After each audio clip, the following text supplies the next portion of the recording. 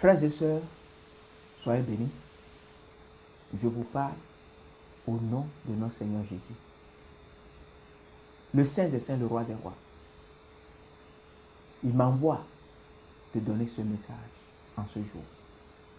Le message est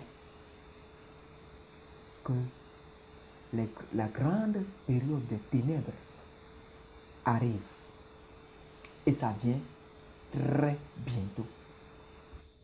Parce que le 4 novembre 2013, il m'a montré, il m'a dit plutôt, le 4 novembre 2013, il m'a dit, nous avons traversé le Jourdain. Le 4 février 2014, j'ai vu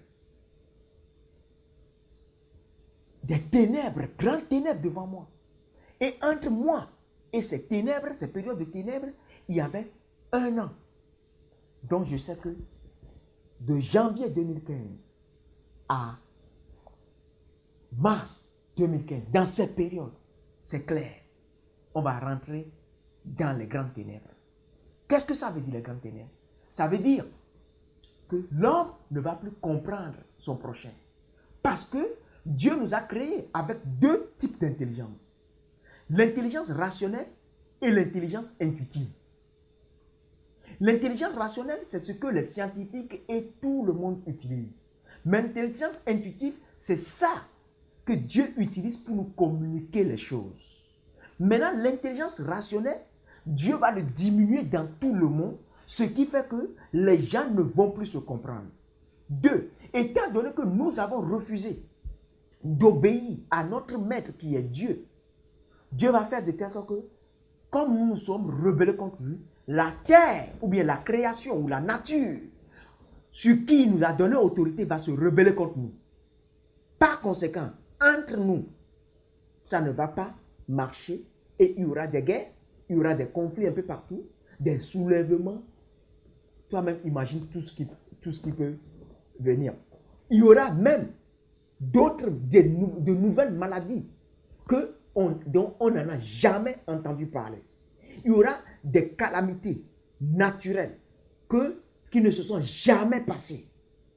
Et Adam a dit, Adam, le premier homme, au ciel, il a dit que ce qui s'est passé à la Première Guerre mondiale et à la Deuxième Guerre mondiale n'est qu'une portion de la mort qui arrive. Donc, frères et sœurs, je te dis, cette période, c'est une période grave. Mais je ne suis pas là pour te faire peur. Nous avons deux options. Ce que je dis aujourd'hui, tu donnes à n'importe quel politicien. La majorité, ils ne vont pas comprendre. Ça ne va rien leur dire. Aux gens du monde, ça ne va rien leur dire. Donc, nous, l'Église, c'est sur nous, Dieu compte pour pouvoir changer. Maintenant, si nous voulons, étant donné que nous avons deux options, soit d'ici cette période, nous nous repentons de la prospérité que nous prêchons, de la terre ou bien du monde que nous prêchons.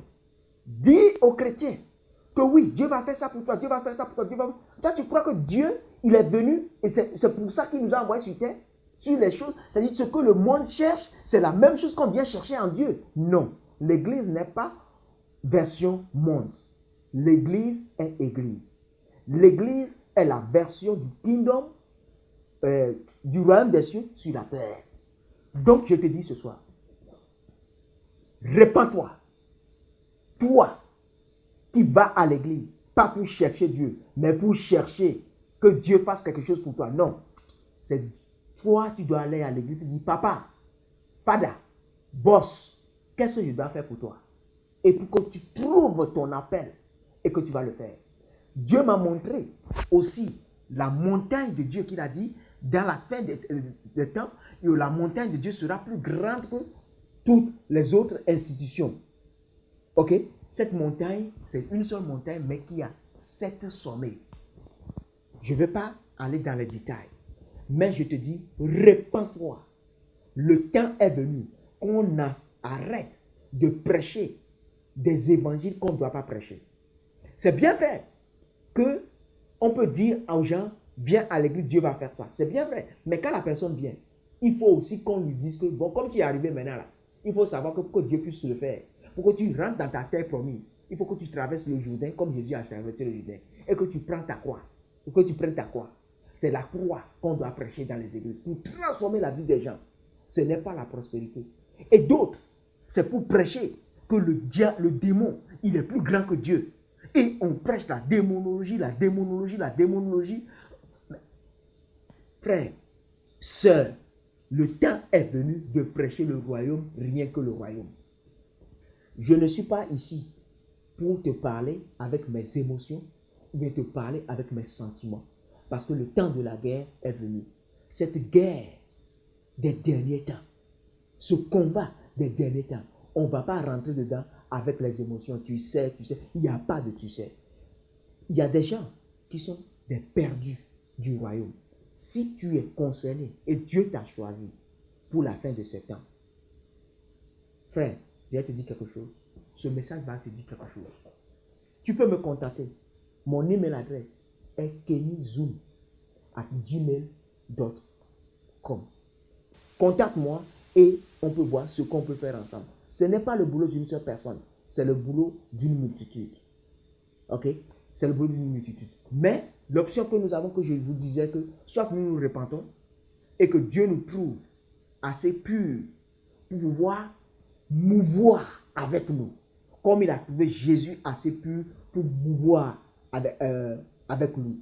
Donc, il faut que nous nous repentons pour pouvoir recevoir ça. Maintenant, si nous ne voulons pas, la protection qu'il a pour nous maintenant, il va l'enlever. Quand il l'enlève, le diable va utiliser ses enfants. Quand ils vont bien nous persécuter, la minorité qui va se réveiller pour se repentir pendant ce temps de persécution, c'est ceux-là qui va trouver assez pur pour pouvoir avec eux, pour pouvoir aller conquérir. Frères et sœurs, je vais te dire quelque chose.